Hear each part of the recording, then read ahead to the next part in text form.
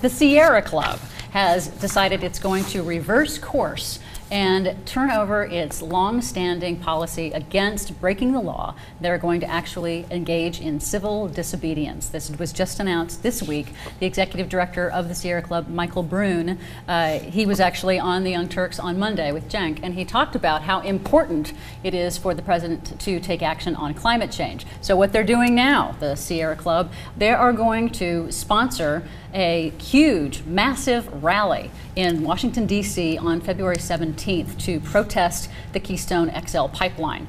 And this is a really big deal for the Sierra Club. You know, they're one of the more staid, conservative, grand old gentlemen, I guess, of the environmental groups. And so for them to say that this is important enough that we're going to change our policy and get ourselves arrested and go to jail for this, this is a really big deal. What do you guys think? I think it's a good step forward, right? I think they're realizing that their tactics aren't working and that perhaps this direction is at least worth giving a shot, right?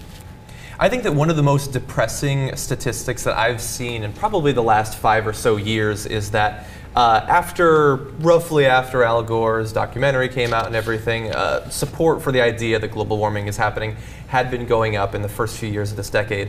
But then 3 or 4 years ago, it started to dip down, not just in the United States, but in the UK as well. And it just blew my mind that as the evidence was ramping up and mounting up in support of the fact that this is happening, the public support for doing anything about it was going down, or even believing that it existed was going down. I think that I don't know if it's a fault of the organizations that they aren't able to get the word out, or if it's just the fact that conservative groups and conservative pundits are muddying the waters so much with their talk about it all being a big hoax and that you can't trust the scientists. But I wonder, do you think it's tied to the economy at all? Are people more concerned about, you know, other more relevant, more pressing issues than the environment, right? I mean, our economy's struggling. Actually, so the answer, like people are pushing it to the side. Exactly. That is what happens now, is that there are polls that show that whenever the economy tanks, that people care less for the environment, they care more for jobs, and that makes a lot of sense, you know. But with the extreme weather that we've been having, you know, which climate scientists predicted would happen decades ago, they said we can expect that with global warming we'll see more extreme swings in both temperature and extreme weather events that will happen more often, they'll be more intense.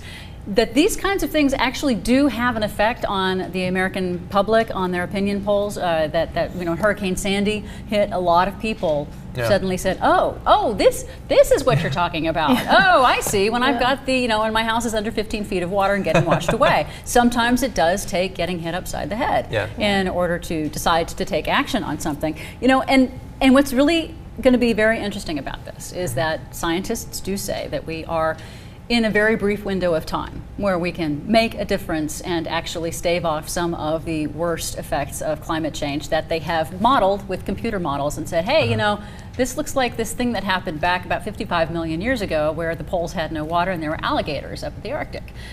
And they say, okay, you know, that could be a problem. That could, you know, sea levels rising up 150 feet, 300 over a couple hundred years, you know, we're going to have some issues to deal with and a lot of other issues as well. So this window of time that we have open, they're saying, President Obama, you need to act. And their Sierra Club is saying that we are going to make sure that he does, as at least pushing as much as we can into it and influencing the conversation as much as we can. Well, let me ask you a question in regards to that. So the Sierra Club is saying that we're going to do what we've never done before, and we're going to actually do civil disobedience. Do you think that that's enough at this point? Like, I've heard arguments about that window as well, and I've also heard some scientists who think that we might very well be past it, or at least it's about to pass us by. And if after all of this and all the extreme weather that we've seen over the last few years, is a rally enough at this point? Right. Do you think that conservatives, if they cared as much about an issue, would just be rallying? There really are a few conservatives that do care about climate change and actually accept the scientific evidence. So there is a promising movement in that direction. And I think that by the Sierra Club doing this, you know, that being this venerable organization coming out, that they do provide some political cover, some political room. If they can make the rally big enough, if enough people show up on February 17th and for future actions that they're planning with 350.org, they do have a chance to, you know, influence the conversation, push it into a way. The Sierra Club also has a lot of money.